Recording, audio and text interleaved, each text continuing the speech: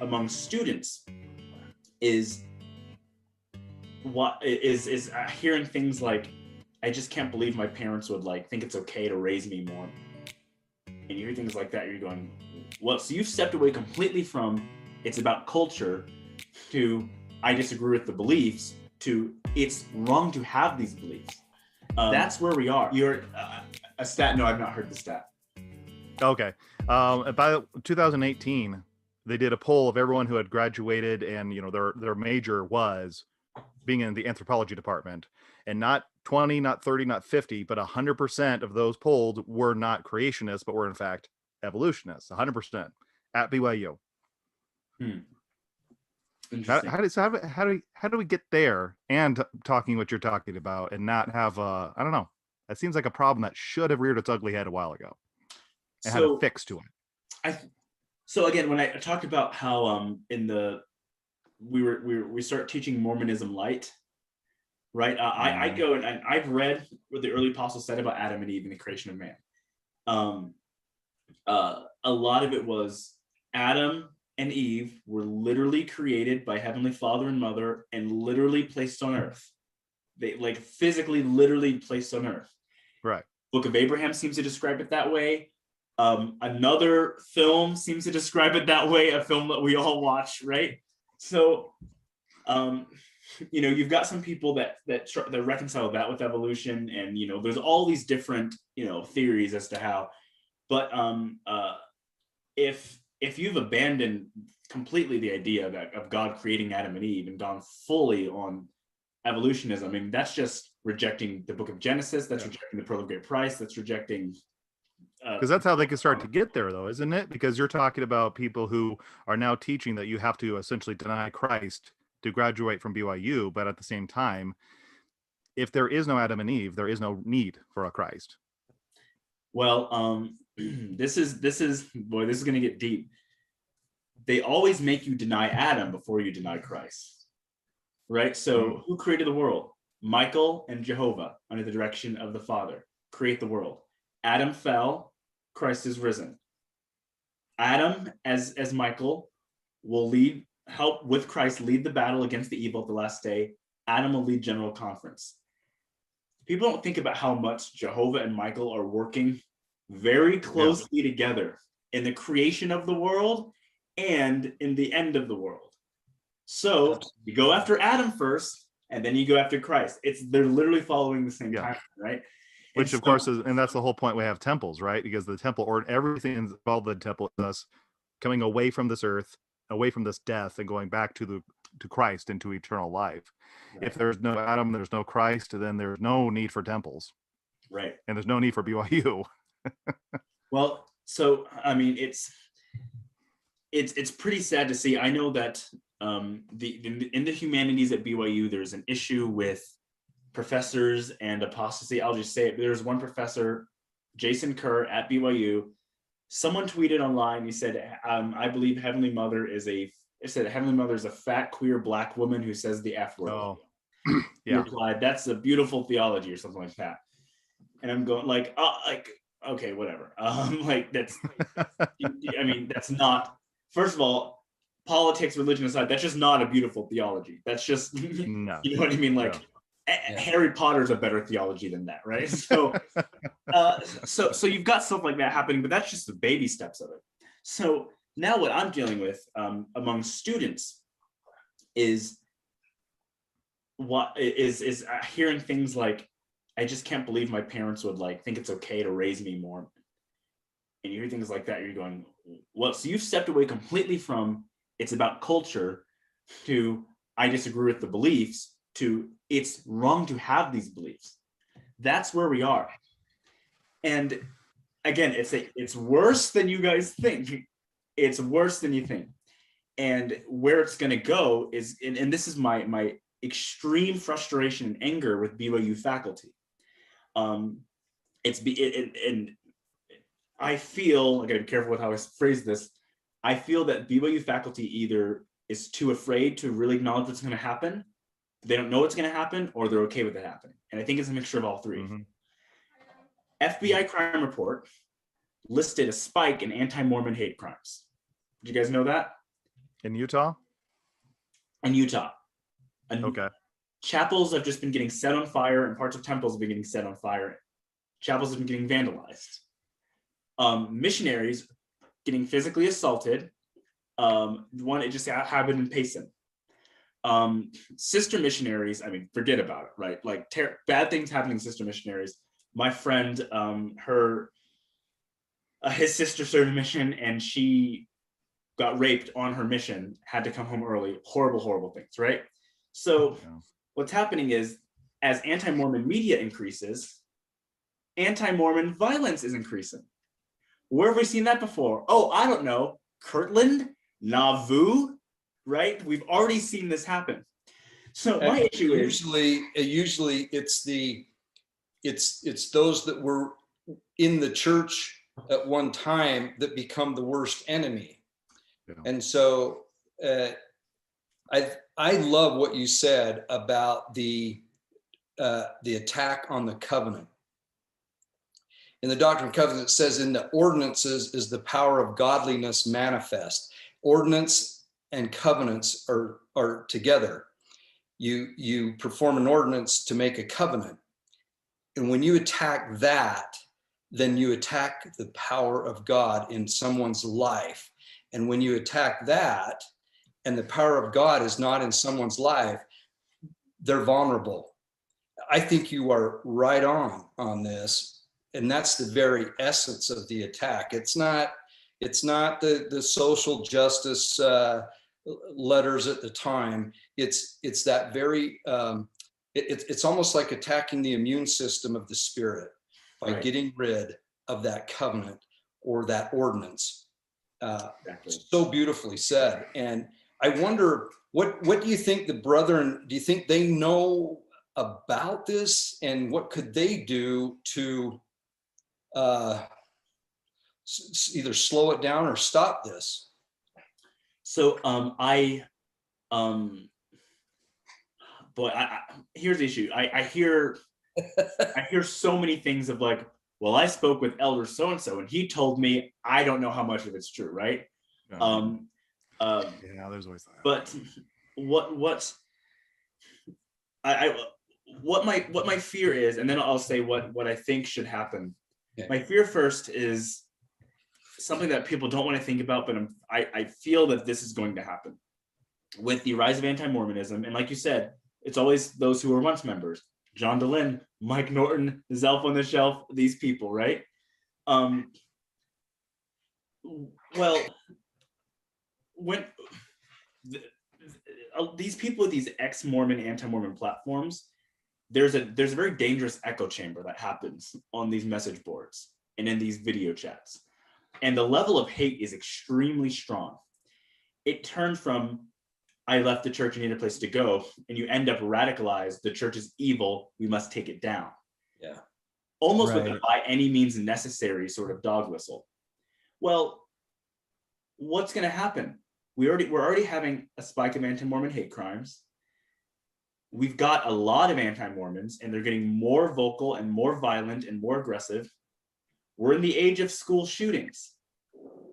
Have people not really considered what could actually happen? Have people not really considered how we need to be protecting sister missionaries a lot more than we are? I'm saying, like, there really is some nasty stuff that can happen, and I expect it to happen. And I tell you, I'm upset at BYU faculty because, I mean, not all of them, a lot of them, because I don't think any measures have been taken to truly protect the students.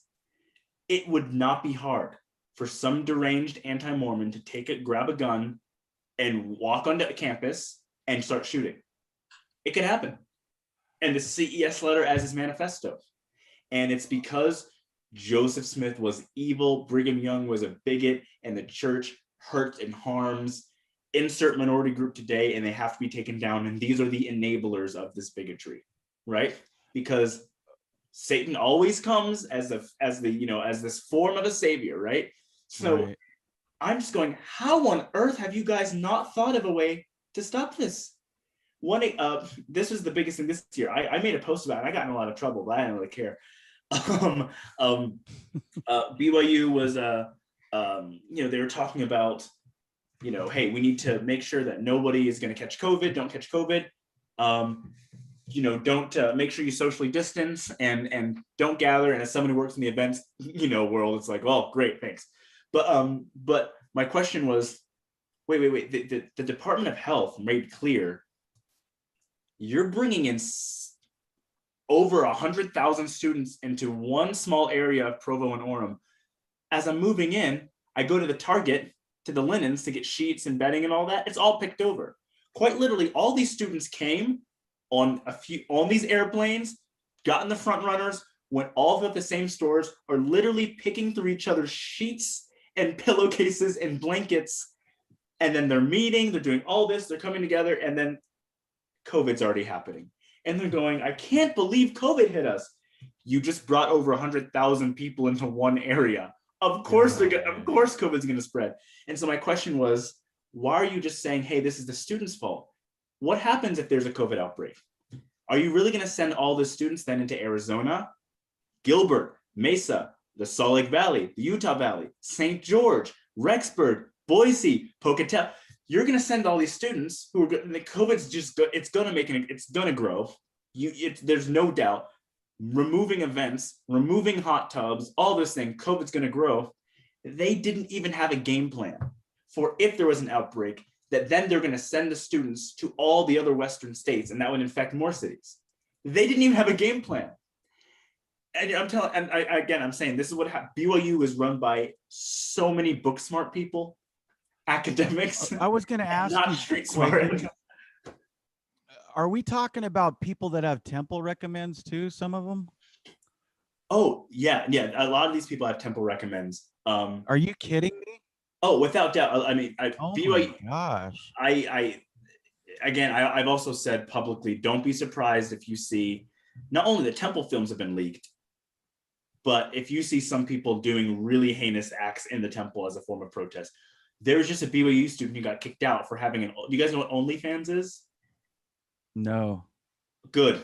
OnlyFans is a website, very fast, popular growing social media website where basically if it's like Instagram for porn. At this point, you can create your own social media profile and make your own porn, and people will subscribe to it, and get and be able to watch your porn, whatever content you want. You can make it for anything, but it's mostly for porn. I had a friend who made an OnlyFans, and it was actually him just reading the Book of Mormon. But he made the title of the video something really sexually suggestive. And some people would click on it, thinking they were getting, and it was him just reading from it. Really funny trolling, right? But there was a BYU student who took his garments and he was making porn in his garments as a protest against the church, right? He just got kicked out of BYU, thank goodness, right? But is that their line? Yeah, that's their line, right? No, good. No temple themed porn, right? So good. Again, that's worse than, I'm saying it's worse than people think. It's at that level. And you had students at BYU defending him, going, I can't believe the church is being so homophobic by kicking him out. He's making porn in temple garments. You're gonna get kicked out. Right. You just can't do that. You wouldn't do it in a yarmulke. You wouldn't do it in a hijab. You can't do it in garments, right? So it's worse than people think. Kwaku? Yes. Yeah, to back you up again. So Brother Palmer and Troy, I got a friend, and he went through a divorce maybe about 3 or 4 years ago. But before they got divorced, the bishop sent him over to one of these counselors, and the counselor is usually supposed to be a temple recommend carrying card member. And this woman who is a temple recommended card holder recommended to my friend and his wife that they enter into an open relationship to try to fix the relationship. And that was paid for by church dollars for them to go and help them out. So not only is Kwaku talking about a problem that is percolating right now, but apparently this has been percolating for a very long time and is now into the professional rings of many, many ancillary programs that the church runs today. Man, it shall begin in my house, right? So again, when online and on Stone 16, I've been a little harsh with my words sometimes, a little aggressive, because I'm not perfect, but I also want people to understand we're up against something very bad. They're making porn in temple garments. New name Noah. I'm not sure if he did or he tried to. He planned on sneaking 2 porn stars into the temple to film a lesbian sex scene. Yeah. Right? I'm saying we're seeing a spike of anti-Mormon hate crimes. We're in the age of school shootings. We're talking about real violence that's going to come, really bad things. And I'm like, people wake up. You know what I'm saying? Like, I don't care if I have to look like the crazy guy in the wacky podcast for a couple of years. Please wake up and understand what's going on. It's going to get a lot worse before it gets better. And so, I want people to understand that. So it's worse than people think. Now I have hope, right? I'm not this such a doomsday of we're just screwed. I have hope. The hope I found is working in the event scene with and a lot of people who will come to various concerts and parties and all those things. A lot of them are not active, but I've been finding something very insane. Of the people I've met who don't really go to church, they go to UVU, a lot of them, or University of Utah. I have found more members who believe and love God who have honor, who are inactive recently. And I've been surprised. And they'll say, I don't really go, but Joseph Smith is a prophet. I believe the Book of Mormon. I'm just not good at going. And I just get bored at church. And, I messed up with a girl, so I feel a little bit bad going in, but I believe it full-heartedly. Right. And then I meet some people at BYU who go every Sunday, who look the perfect part, but they have completely apostate beliefs. And I'm going, wait a minute here. It's like you've got people who may not be living in it that well, but they have honor in their heart. And if Christ came, they would bend the knee and they would say, this is the Lord. And the others would be very upset too, right? So I've been noticing, I think we're going to see people come out of the woodwork and start defending the church and bringing observations from years of inactivity, but still having a love for God. And what my hope is what that's going to do is I think that's going to show people on the fence, oh, wait, this is what it's like when you're inactive and you come back. I don't need to listen to the fake therapists who are telling me I need to abandon my covenants to be more Christ-like, right? That kind of thing. So we have this, we have a very interesting mix right now in Utah. And I always like to highlight our Polynesian community because this is my favorite story. I was not there, but I know someone very close to the story when it happened. I work with him. He lives in Los Angeles and it's during Prop 8, right? And all these protests are going on in Prop 8 and all these, and the police are spread all throughout LA trying to contain protests. A group of protesters is on its way to the LDS temple, the Los Angeles temple. And the temple workers know that it's coming and they're very afraid because the people coming in bats, they have, they've got spray paint, they're coming to break windows and do some damage. And they are not above hurting the people in the temple too. Yeah. So I'm not sure if it's a temple president or just one of the temple workers. He says, I'm going to call my nephew. And he's a Tongan guy. And so he calls his nephew and he says, I need you to get your brothers and your cousins. And he says, how many? All of them. And get to the temple as fast as you can. So within minutes, and these are Islander members who've been inactive for a while, but like I said, they believe in honor and they know the church is true and they will defend it.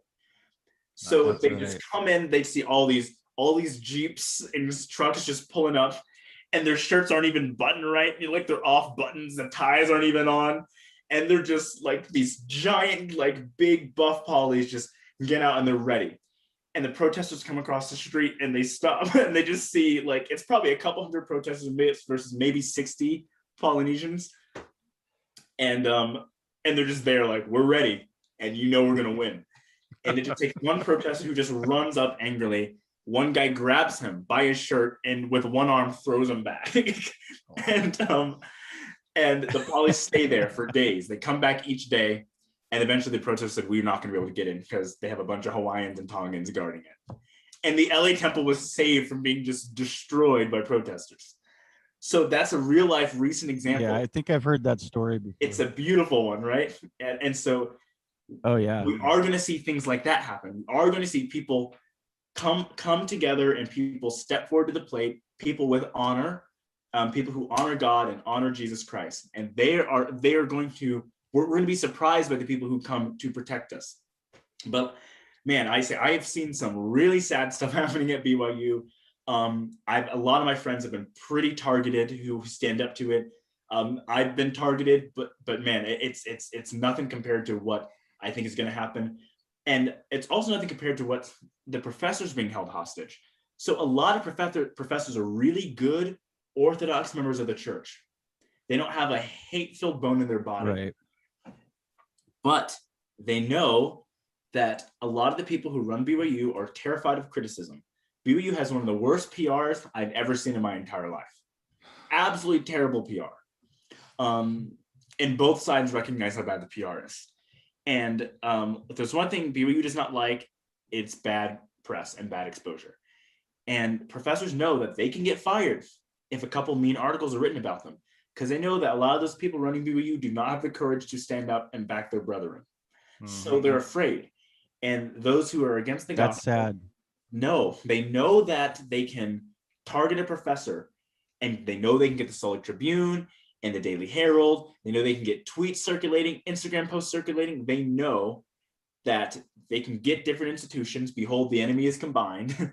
They know they can get them together and target people. And so we have professors who are terrified. And so it's really, really sad to see, because there are people. It went from people who didn't fully have a testimony or didn't feel like they belonged in the culture, feeling alone at BYU, to now it's people who have a testimony, and because they have a testimony, they feel alone at BYU. If you're in a certain major, forget about it. So just ask Stephen Jones. Right. I mean, so Hank Smith, right? Hank Smith being horrifically targeted these past 2 weeks.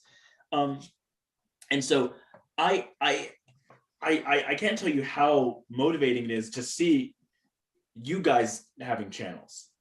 When we first started Saints Unscripted, I was 19? You know what I mean? Like 19, new convert, only convert of 3 years, and didn't have much to bring to the table. 2 years.